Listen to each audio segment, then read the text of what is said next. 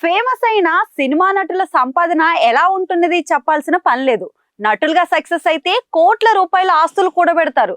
వద్దన్న డబ్బు వచ్చి పడుతుంది.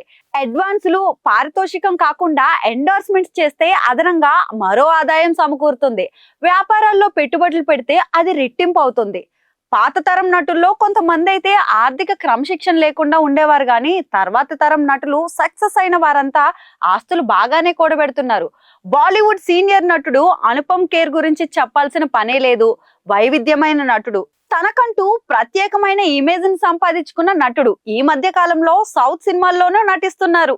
అలాంటి అనుపమ్ ఖేర్ కి సొంత ఇల్లు లేదన్న సంగతి ఎంతమందికి తెలుసు? అవును, ఆయన ఇప్పటికీ అద్దె ఇంట్లోనే ఉంటున్నట్టుగా తాజాగా ఓ ఇంటర్వ్యూలో రివీల్ చేశారు. సొంత ఇంటిని కొనకూడదని నిర్ణయించుకున్నా, అందుకే ఇప్పటి వరకు అద్దె ఇంట్లో ఉంటున్నా. ఎవరి కోసం సొంత ఇల్లు కొనుగోలు చేయాలి? ఆ ఇంటికి పెట్టే డబ్బును బ్యాంక్ లో వేస్తే వచ్చే వడ్డీతో ఇంటి రెంట్ కడితే బాగుంటుంది అన్నది నా భావన. భవిష్యత్తులో ఆస్తుల పంపకం విషయంలో పిల్లల మధ్యన గొడవలు రావచ్చు. అందువల్ల ఆస్తుల కంటే చేతిలో డబ్బు ఉంటే సరి సమానంగా పంచితే సరిపోతుంది. నేను వరుసగా విజయాలు అందుకుంటున్న సమయంలో తన కోసం ఒక సొంత ఇల్లు కొనమని అడిగింది. ఆమె కోరిక మేరకు కొనిచ్చా. నా తండ్రి ఉన్నప్పుడు అంతా అక్కడే ఉండేవాళ్ళం. ఆయన మరణించిన తర్వాత మేము ఆ ప్రాంతంలో ఉన్నది చాలా తక్కువ. అందుకే ఆమె సిమ్లాలో ఇల్లు కావాలని అడిగింది. సింగిల్ బెడ్రూమ్ చాలన్నారు, కానీ నేను ఏకంగా 8 పడక గదులు ఇల్లు కొనిచ్చా.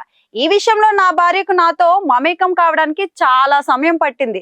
రతన్ టాటా నాకు ఆదర్శం. ఆయన చాలా సింపుల్ గా జీవించారు. ఉండటానికి చిన్న ఇల్లు, చిన్న కారు మాత్రమే ఉండేవి. నేను కూడా ఆయనలా ఉండాలనుకున్నా అన్నారు.